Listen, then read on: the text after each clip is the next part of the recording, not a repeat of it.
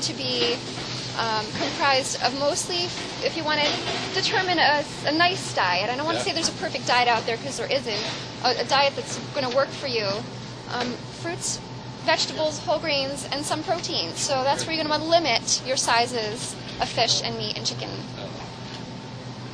Does that answer your question? Portions, exactly. Exactly.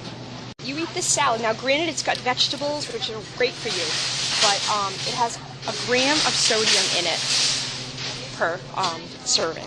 Okay, so that's already like half your criteria, half of your sodium allowance. Okay, that's what you have to be careful with.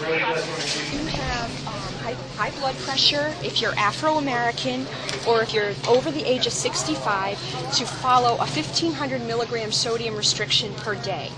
If you're, if none of those criteria apply to you, if you're young or under 65, and you don't have high blood pressure, 2,300 milligrams of sodium a day is recommended. Try something different. Adds it up a little bit, you know. Try mangoes or pineapple. They might be a little more labor intensive to prepare, but they're worth the effort. They're good for you. If you vary your fruits and vegetables, you're going to get the benefit of multiple phytochemicals, multiple vitamins and minerals. You're not just eating the same thing every day, okay? And it just makes it more colorful because we eat with our eyes. I'm a big believer in that. You want the food to have eye appeal. Okay, mangoes are very attractive, sliced on the plate. Kiwis, pineapple, cantaloupe, honeydew. Eat a rainbow and, you know, go for dark colors. The darker colors generally have more nutrients in them, like the dark green leafy vegetables, dark orange, sweet potatoes, okay?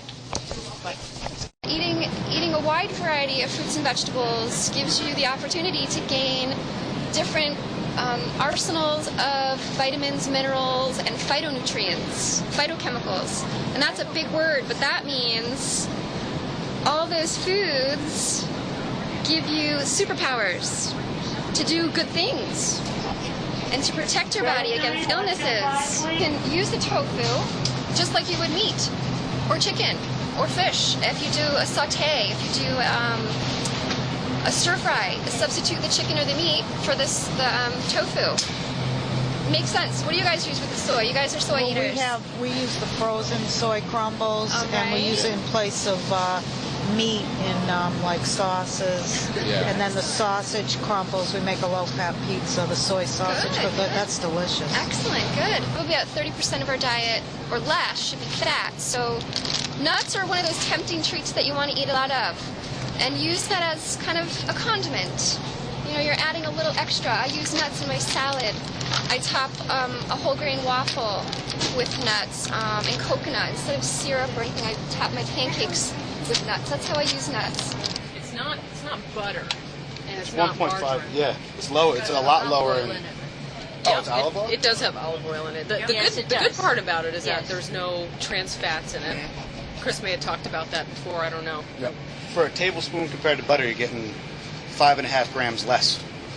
Or for 5.5 grams less with the olivia than you are butter, which is a considerable amount. Yeah. So. Yeah. And it tastes good. Don't forget too, though, that olive oil is still a source of calories too. Yeah. So even though it might be a better fat for you, you still have to be careful how much you have, because calories also contribute towards keeping weight on that you might not want. So, for example, for a tablespoon of this, it's 80 calories and 8 grams of fat. So even though it's a good fat for you, you have to be careful not to get the mentality of, I'm going to scoop a ton of this on my carrots and it's good for me. So this one is 15 calories, so it's 10 calories less. Yes, 10 calories less, no fat. But, it's a taste issue too, and really, for some people, are you going to compromise if the light tastes so much better, and it's They'll really not eat that it much if you of a don't tell them. difference. As soon as you say fat-free, they go, oh. I agree. Yeah, so you don't say nothing.